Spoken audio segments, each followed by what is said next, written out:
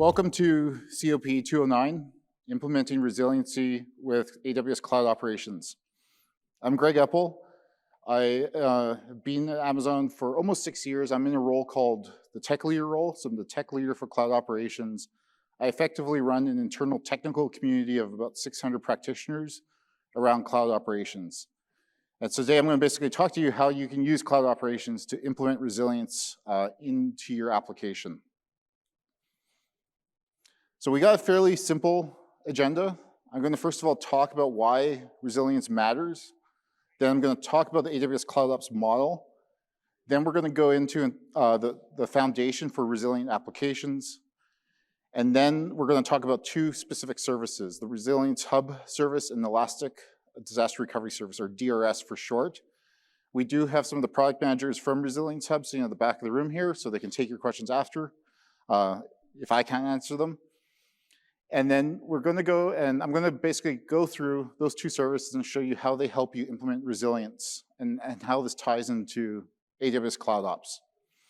So we all have two demos of two different services in the latter half of this presentation. So why does resilience matter? I would argue it's to avoid this look, right? Resilience matters because we want to avoid this look. If you've ever been in an ops role, which I have been, I'm sure many of you have been, this is a look of confusion, what's going on, what happened. This is a look of fear. What is the impact? Oh my God, what's happening? We want to avoid this look. So I'd say first and foremost, resilience matters for your own mental health, but there's also business impact as well. So if we talk about the business impact of resilience, there's been a few studies done. And it's really bigger, the business impact is really bigger than ever. According to a research study conducted by IDC in 2020, they estimated the cost of annual downtime ranges between $1.25 and $2.5 billion. A similar study, BCG, claimed that investments in key digital resilience levers resulted in an aggregate cost savings of 15 to 25%. So resilience matters for multiple reasons. It matters for you and your mental health. It also matters to your business and the bottom line. So you might be asking, well, what is Cloud Ops? How does Cloud Ops help me implement resilience? Why is this important? How does this tie into resilience? So we're going to dive deeper into that. So why AWS Cloud Ops? Enterprises want to be on the cloud. They're starting their digital transformation, and they're asking for help. And we often hear from customers that they hear that our services, they find them too complex. It slows them down to quickly understand how AWS can help achieve their outcomes. So AWS Cloud Ops, or Cloud Operations, is a new solution and global marketing initiative to help enterprises know what they need to do. Help them operate or build and operate securely in the cloud, no matter where they are in that transformation. And so why are customers using or choosing Cloud Ops? There's multiple reasons, but by operating on AWS, they can lower their cost of operations, they can improve operational resilience, which is what this talk is about, and even have been able to reduce their carbon footprint by 88%. So the faster an organization can optimize their IT processes for the cloud, the faster they can achieve their business goals. And I think there's this misconception that organizations, they have to give up governance to achieve agility. But we believe with AWS Cloud Ops, you can actually get both. You get both the business agility and you get the control. So similar to DevOps, IT Ops, DevSecOps, AWS Cloud Ops really describes the roles and the processes and the tooling for cloud operations. Success, so you can achieve your outcomes. And AWS really, we have the depth of experience and services to deliver the Cloud Ops model. We have over 20 years of operation management experience, and we have built that from scale. Let's talk about some of that scale. AWS Cloud, it operates at a massive scale. We currently have over 6 quadrillion metric observation every month. That is 6,000 trillion metric observations coming into CloudWatch, which is our monitoring and observability service. We have 3.5 exabytes of logs now being ingested into the AWS platform. That's equivalent to 1.3 terabytes per second of logs coming into AWS. We manage over 10 million Windows and Linux instances per week, and we have over 500 billion API events per day going through CloudTrail. So we operate, and we have operated for a very long time at a very, very massive scale when it comes to operational tooling. Sorry about the animation there. So in the abstract of this session, I talked about or referenced application resilience. And we specified that's what we would talk about here. So let's actually define that. It refers to the ability for an application to withstand, to maintain availability and recover from software or operational disruption. And so this is often measured in RTO and RPO. But let's discuss that foundation on AWS that you can use to build resilient applications. So first of all, we have our infrastructure. And then we have our application patterns and their services and tools. So let's start with the infrastructure. Now, I think many of you probably have seen this slide, but the AWS global cloud infrastructure continuously proves to be the most secure, extensive, and reliable cloud platform. We offer now over 200 services from 80 availability zones globally. Again, if you're not aware, I think many folks are, a region is comprised of multiple AZs. These are built for high availability, high scalability, high fault tolerance, and applications and data are replicated in real time and consistent within those AZs. Each of those AZs are fully isolated infrastructure with one or more data centers. They're a meaningful distance away of separation, and they have unique power infrastructure. And all the connections between the transit center that comes into the AZ and the region, and all the connections between the transit center and the region, as well as that inter-AZ connectivity, is carried over fiber, enabling high-speed transmission, and it's redundantly connected to each AZ. So we have this global infrastructure that provides you this foundation to build resilient applications on top of it. We also have application patterns. So many of you have heard of well-architected framework. We have the well-architected tool. This helps cloud architects build and architect resilient applications. Again, the well-architected framework is built around 6 pillars: operational excellence, reliability, security, performance, efficiency, and cost optimization. And we also have some lenses, domain-specific lenses on top of that. Another pattern that we have is something called the Amazon Builders Library. I highly recommend you also check this out. It's a collection of living articles from some of our principal engineers that basically describe how we develop software, how Amazon develops it, architects it, releases, and operates technology. So the content in the Builders Library is written, like I said, by our senior technical leaders, and it covers just a variety of topics across architecture, software delivery, and operations. Now the third, and this is where we're going to spend most of our time, is the service and tools. As I mentioned, we're going to cover 2 services, and I'll be doing 2 demos. But we have tools and services to help you continuously monitor and assess the resiliency of your application. And so let's dive a bit deeper into those. So here's our AWS Resilience services. You'll notice along the top we have Resilience Hub, and then we have a bunch of categories like protect, define, test, monitor and manage, and then recover. And so we're going to go into a few of these later on in the presentation. But basically now with companies implementing cloud models, there's now this need to rethink of how to approach availability. In the past, you would think about this from your infrastructure that you're putting into your data center, but now we have the shared responsibility model with the AWS. So we offer a suite of resilience services to help you protect the availability of your application. And these services basically help ensure business as usual. That will help you define, test, monitor, and recover, and that's what we'll show today. So like I said, Resilience Hub provides the comprehensive view of your overall application portfolio, resilience status. So how does AWS Cloud Ops enable resilience? Let's talk about that and talk about how this activates resilience. When we dive into Resilience Hub, what you'll notice is it actually is a hub that's called a hub for a good reason. There's a bunch of other services underneath that support Resilience Hub.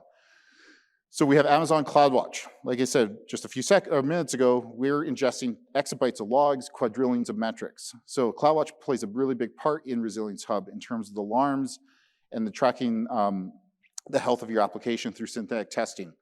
We also have Systems Manager. This is our centralized operations service for AWS, on-premise workloads, and edge resources. And this helps provide standard operating procedures in Resilience Hub. We also have the Fault Injection Simulator. This is our chaos engineering as a service. And again, Resilience Hub helps pull in the experiments that you define here and allows you to run experiments against your infrastructure. And then we have CloudFormation, which is our infrastructure as code service that helps you define what an application is within Resilience Hub.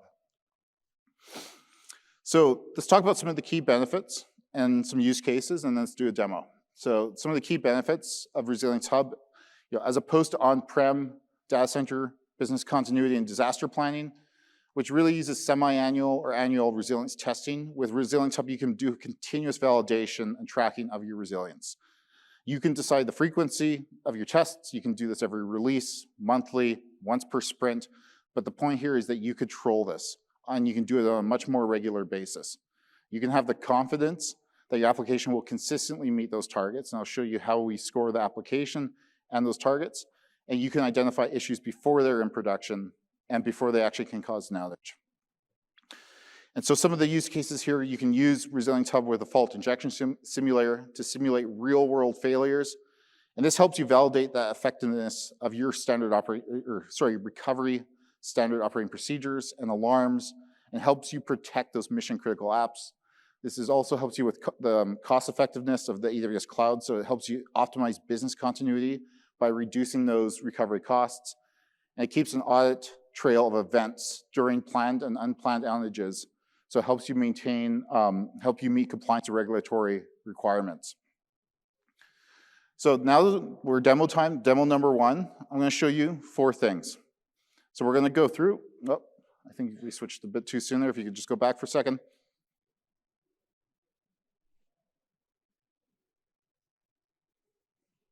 Okay, thank you. So I'm gonna show you how you can set up your policy, your resilience policy. I'm gonna show you how you publish an application in Hub, and then we're gonna run an assessment. There is going to be something that causes a breach. I'm gonna fix that thing, and then we're gonna rerun the assessment, and then I'm gonna show you how you resolve those breaches and then implement the recommendations that Resilience Hub is giving you. And then we'll go through in that process of setting up those recommendations. So let's go to my demo.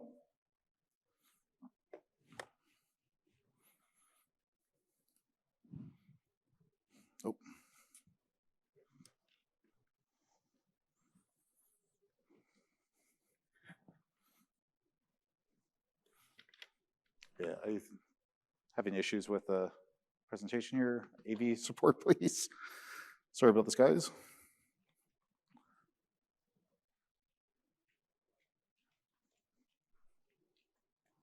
Where's the plugin? No, where's the plugin? Oh.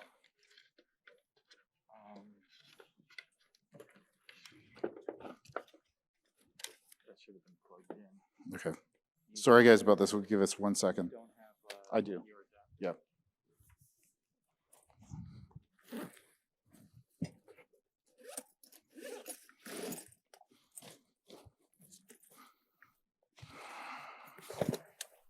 Do you guys have one?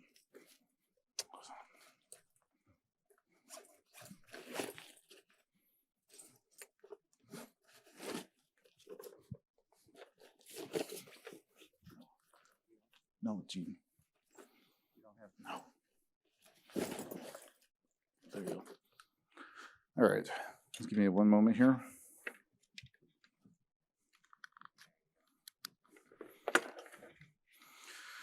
All right, apparently my demo is not very resilient. So you guys can go ahead and switch back.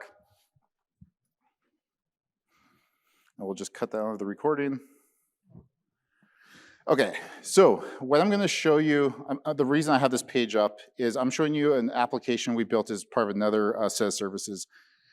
It's called the Observability Workshop. Again, totally outside the content, the scope of this, but if you're interested in observability in general, and you want to understand our services, go to observability.workshop.aws. The reason I'm referencing this is actually a really good application for us to use to evaluate and demo Resilience Hub. And the reason being is it's a very complicated app. There's serverless stuff, there's containers, there's EC2, there's all sorts of services and languages. So the demo I'm showing you, that'll be one of the takeaways here, is you can actually take this workshop today and go plug it into Resilience Hub and do what I'm showing you right now. So this will be the application. So let's go in to Resilience Hub. I'm gonna make my screen a little bit bigger. So the very first thing that we do when we come here is we set up a policy.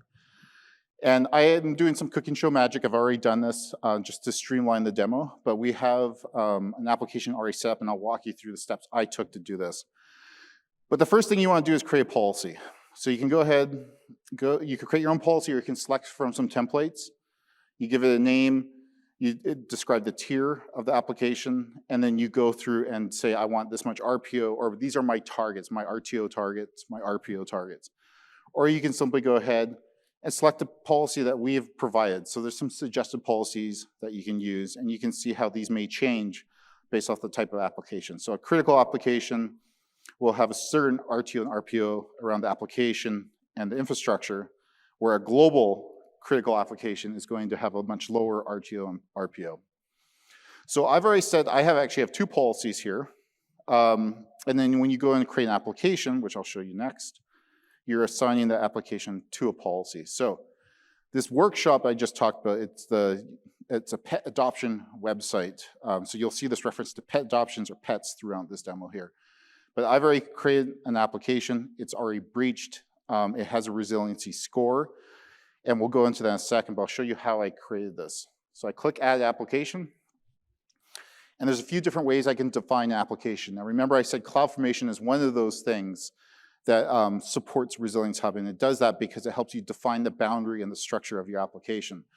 So I can do App Registry, which is another service that defines resources, or I can use resource groups. But if I'm already using CloudFormation to build my infrastructure, I can simply reference those stacks.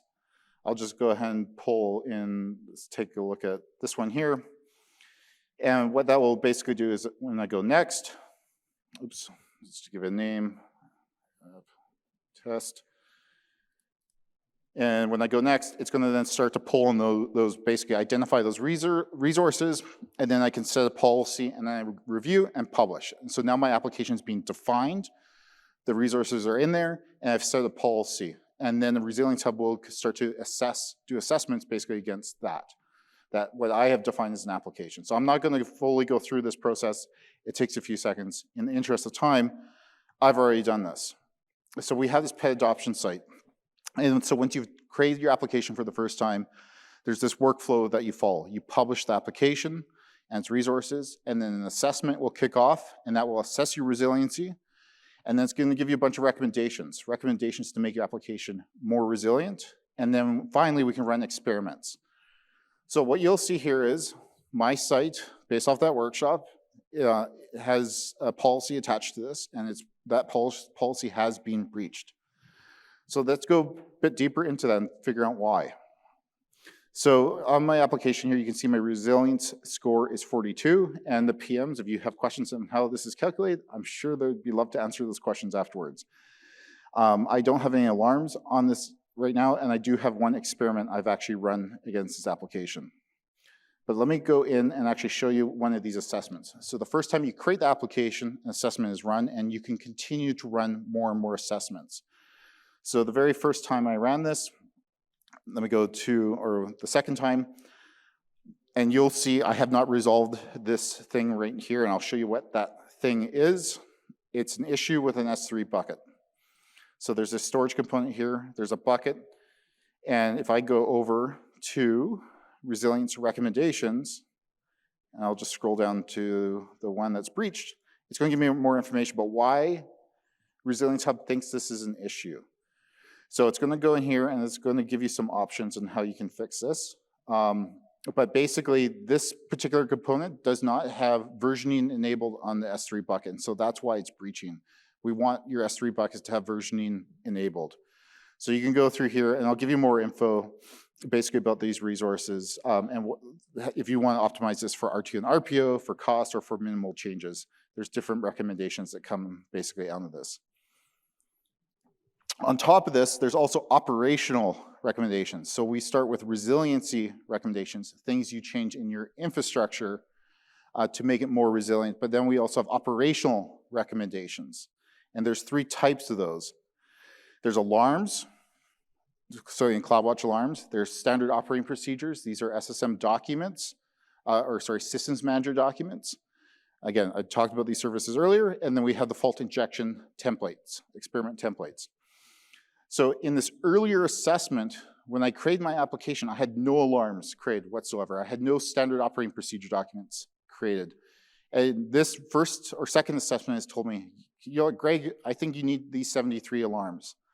And I think, let me just remind myself here, I think, yeah, so 40 standard operating procedures. And so it's recommending I actually go and implement this. And the way to do it, again, I'm not gonna go into actually doing this fully because I've already done it before, but you would select those alarms that Resilience Hub is telling you we think you should create, and you click Create CloudFormation Template. This is going to put a single CloudFormation template in the S3 bucket that you can go grab and very quickly launch a bunch of alarms all at once. You don't have to manually set these up. You don't have to think about what to set up. Resilience Hub is providing those recommendations. So I rinsed and repeated this process 3 times, once for alarms, once for standard operating procedures, and then once for my fault injection experiment templates.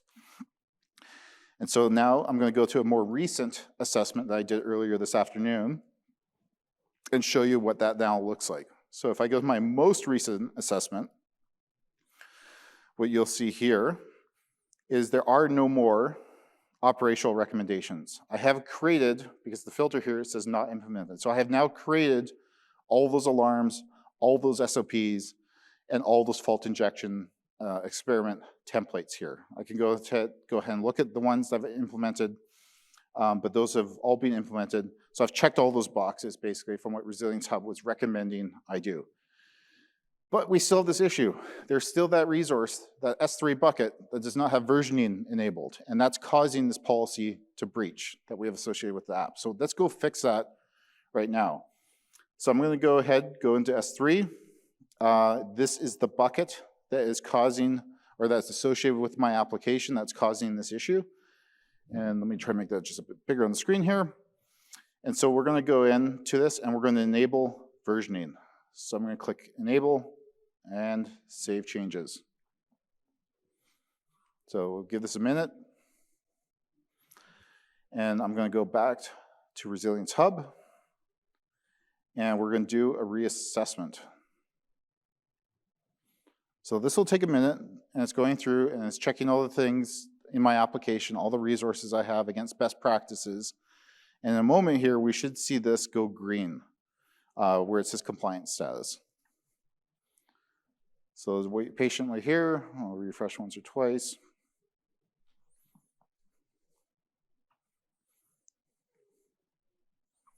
So it's just going through the resources. I've already set up all the recommendations operationally. Now we're just doing this last recommendation for the resilience recommendations. And there's other ones here. If I actually go look at an earlier one of the very first ones I didn't have a NAT gateway in a second AZ. So I was not building across multiple AZs. This is an issue for resiliency. We always recommend to build more resilient apps, go across AZs within the region. And if I go down to that, what you'll see here is this first issue was actually in the AZ section, not the application section. If we scrolled all the way down, what you'd see here is there's no alternative NAT gateway configured. So what I did to fix this is I went to the VPC service, I created another NAT gateway in a second AZ, and I add that to my application. So if there's new resources you have to create, I'm showing you an S3 bucket that we have to reconfigure, but if you need to go create a new resource to make something resilient in Hub, what you basically do, I'll show you how you do this, is you go to your application, and we go ahead and add basically, So I'm going to go into my app, and you can go to actions, and you can add additional resources into your application here. And so that's basically what I did with that NAT gateway. So let me go back into the assessment here, and this should be done, and there we go. So it's gone green. I fixed the S3 bucket by enabling the versioning. So that was the check that Resilience Hub was making and saying, Greg, this isn't resilient. You need to make sure you have versioning enabled on your S3 bucket. Once I did that, I reran my assessment. Bam, it says, okay, you've now met your policy, right? So these policy, it says I've met this policy based off these checks it's doing.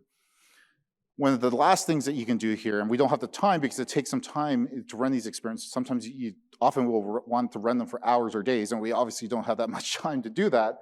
But you can actually take those experiments we've recommended you create and go ahead and actually run these in the fault injection simulator.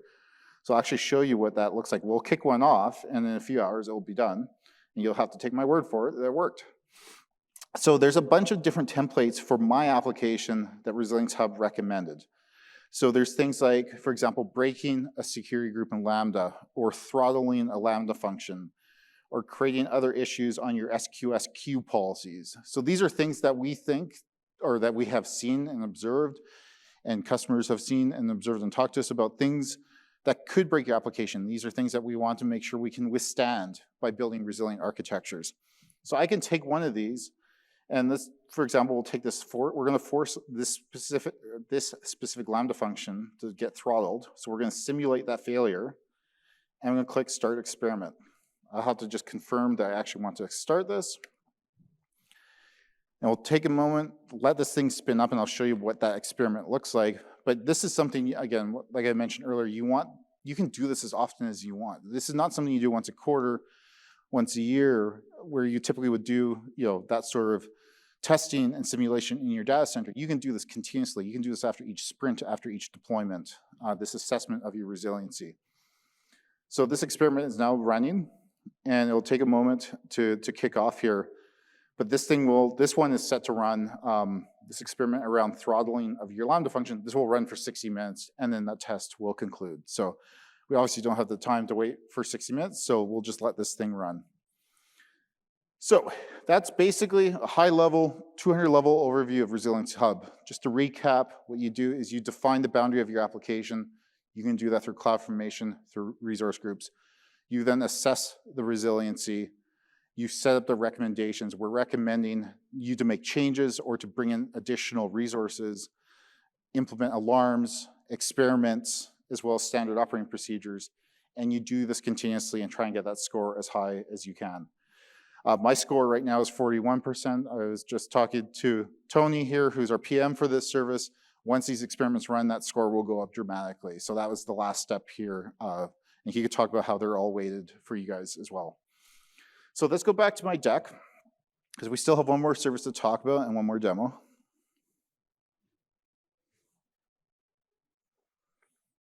Great. All right, so back to this slide, right? As I mentioned on the slide, we have a suite of tools to help you achieve resilience. And I just showed you Resilience Hub and how it provides a comprehensive view of your overall application portfolio, resilience status. But there's another tool in the proverbial toolbox that I want to talk about, and that's Elastic Disaster Recovery. You'll see on the graph here, it's on the protect and recover. I'll just call this DRS for short. It's just much simpler to say that. But let's talk more about what this does. So Elastic Disaster Recovery, or DRS use cases, it helps you quickly recover your on-prem and cloud-based applications. So DRS reduces the cost by removing idle recovery site resources, and you pay basically for your fully provisioned disaster recovery site on AWS only when you need it, for recovery or for drills. So for your AWS-based applications, you can use DRS to recover apps in another region to help you meet those resilience and availability goals for these applications. So think of it like a COTS, commercial off-the-shelf system, maybe an ERP system, or more of an enterprise application that you don't control how that's architected. You simply install it, and maybe you can't turn or implement some of these best practices around resiliency. It simply has to be a VM or an EC2 instance. This is where DRS can really help you add resiliency to those type of applications. So you can go from on-premise to AWS. Folks also use this as part of their migration strategy. You could go from cloud, other clouds, to AWS, and you go from region to region. So if you want to build a multi-region architecture and you have a bunch of applications on EC2, this is a very easy way to get started building a region-to-region architecture. And so some of the benefits of this, it's robust, it's non-disruptive, it's easy to run non-disruptive drills, and I'll show you how you do that. It supports a wide range of OSs. Most of the common Windows and Linux-based operating systems. And it allows you to achieve an RPO of seconds and RTO within minutes here. So DRS basically, it continuously replicates your workload at the block level, at the storage level, in a reliable and robust manner without performance impact. So all the data from your source servers are then replicated to AWS account, including the server state, OS configuration, applications, databases, files, etc. So we're going to do a demo of this now. So we'll go into the Elastic Disaster Recovery demo. I'm going to show you these 4 things. We're going to configure the replication settings. I'm going to install an agent. I'm going to then replicate the servers, and we'll perform drills and recovery, or start that process, at least. So if you can switch to the demo.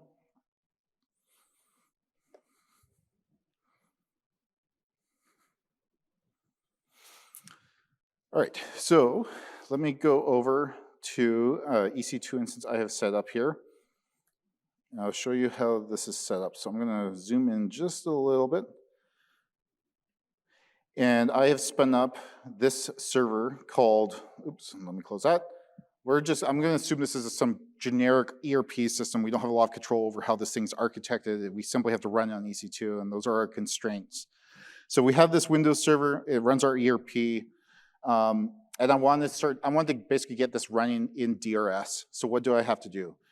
Well, the first thing you have to do in DRS, I've already done this in this region. Actually, I'll maybe try this in a different region and show you. The very first time, it's going to ask you some questions about your configuration settings for that region. And so it's going to ask you to set up or specify some settings here. So first of all, it will set up a server that will do that block level replication. It needs to know where to put that EC2 instance. So you first of all specify the subnet. You also give it a replication type. So we recommend a few types here. You don't need a very powerful instance to do this replication. A lot of that is based off of how much data change is occurring. So we go ahead, and you only do this once. You can come back and adjust these settings as well. So we talk about, or we ask you to specify what type of EBS volume or storage volume do you want to use? Do you want encryption enabled? So basically, as each disk on the source server, there's going to be an identically sized volume on the replication server here. So we're just asking you for some information settings about the type of resources you want to create. And then do you want to create any additional security groups basically to this staging area? Do you establish like a virtual firewall around your staging area? So I'll accept all the defaults. If you are running connectivity from your data center or from other places over like a direct connect, or you do VPC peering or VPN, site VPN, you can actually use the private connectivity for replication here if you'd like. And if you need to, you can also throttle the network bandwidth. So you can say, I don't want you to use more than X amount of bandwidth as we go ahead and replicate that. So these are obviously particularly important from going on-prem or other cloud to AWS, not so much on the region-to-region capabilities. And then you specify a point-in-time policy around this. So you go ahead and click Next, and then I'm going to create those defaults. So I've done this once. You do it once per region and account, and you don't have to do it again. So I'll go back. I'm in Ohio here, but I'll actually go back into Virginia where I was before. I have my settings already set up. And then the first step is to basically install this agent on a source server. So I have that ERP system. It's running on Windows, latest version of Windows, and I want to get this thing set up. So what do? The very first thing you do is click Add Servers. It's going to direct you to some documentation that walks you basically through this. And I've already done this, but I'll show you basically what I had to do. So I'm going to scroll down here. And what you'll need to do is download a Windows installer. So there's also Linux versions of this as well. Let me reconnect to my RDP session. We're reconnecting to the ERP. So I go ahead and download that binary. It's just a exe that we run. You run as administrator on Windows. And I'm not going to actually do that because I've already just done this. But what it's going to basically ask you is, okay, which region are you replicating me into? So we're on the thing that we want to replicate. And it's asking us, where are we going to go? Where are we replicating this host that we're currently on? You provide an access key and a secret key. And then the agent gets installed and starts the replication. This is effectively all you need to do to get a server start replicating into DRS. And it takes a little bit of time because it's replicating gigabytes and gigabytes of volume. So once you have that installed, I'll walk you through what that actually looks like. So we have our source server here, and we go back to Virginia. And here's our host. So I think if I time this, I think this took just under an hour for this particular instance, I believe. Not even actually, about 20 minutes. Oh, that's for the recovery here. So what you'll notice when you first do this is you'll see this replication progress, and it'll go up to 100%. It's going to take some time because, like I said, it's moving gigabytes and gigabytes. And then at some point, this will be completed, and then you will basically then be replicating in near real time from your source location to AWS into that region that you've selected. And we have more information about the server here. For example, the host name, the fully qualified name, some of the hardware, the underlying hardware on the EC2 instance is being pulled into here. So you get an understanding of that source server. Or if this was coming from on-prem, it would also pull that information here. And it's also providing a recommendation, just based off what it's seen, that, hey, you know what, based off the CPU and RAM of the source server, and this is going to be useful if you're going from on-prem, it's going to say, we think you should pick this instance type based off of what we've seen. So that's the recommendation there. So it takes a little bit of time. Again, it's moving quite a bit of data. There's a bunch of other settings here. I won't go into too much detail, but you do have a lot of flexibility over to what happens when I actually go launch my recovery instance. You can specify templates and basically describe how you'd like that thing spun up when you actually have to initiate a failover. So again, cooking show magic. I already have this done here for you. And so when we want to actually go initiate a drill or actually do an actual recovery, we come up here and initiate a recovery job. So you do a drill if you want to test this. And what you'll see here is I can choose different points in time that I have. So this is being replicated for a few hours. And and again, I'm just dealing with one server here. If there's a bunch of servers, you would see those there and how many have been replicated. But I can select a specific point in time and say, okay, I want to do a drill based off the instance that was at 9:30 p.m. UTC. I click initiate drill. And this, again, will take several minutes, and then it will spin up a recovery server. You can go and then run your tests, do your validation, ensure that as you do that recovery, that everything's working as it should. And this, again, similar to Resilience Hub, this is something you should be doing on a regular basis, not just something you do once a year. You should feel very comfortable doing this and recovering from a potential situation. Going back to that slide I had with this guy that looked really, really scared, you want to be doing this regularly so you're comfortable when something does go wrong and you need to recover. So it'll take a bit of time, but it will basically spin up another server, and it'll create a recovery instance. So if I go into my one I've already done, so we have one that started just a few seconds ago, and I did another about 2 hours ago. So it's starting the job, it's taking a snapshot, and then it's going to start cleaning things up. But if I go into my original one that has fully completed, you'll see all the steps it takes. It takes a snapshot, starts the conversion is then ended, then it's going to start launching a recovery instance, and then it will say, okay, I've successfully launched, and then the job ends. So you have your instance. I'm doing this as a drill, not as an actual full-blown recovery, but I had that second instance spun up in EC2, and you'll note that over here. Let me just filter on Elastic.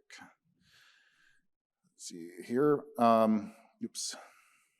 So you'll basically have the instance. You can go ahead and test, make sure your application is working as intended, and then you can actually do the full failover if you need to, if it's an actual event here. All right, so if you could switch back to my deck.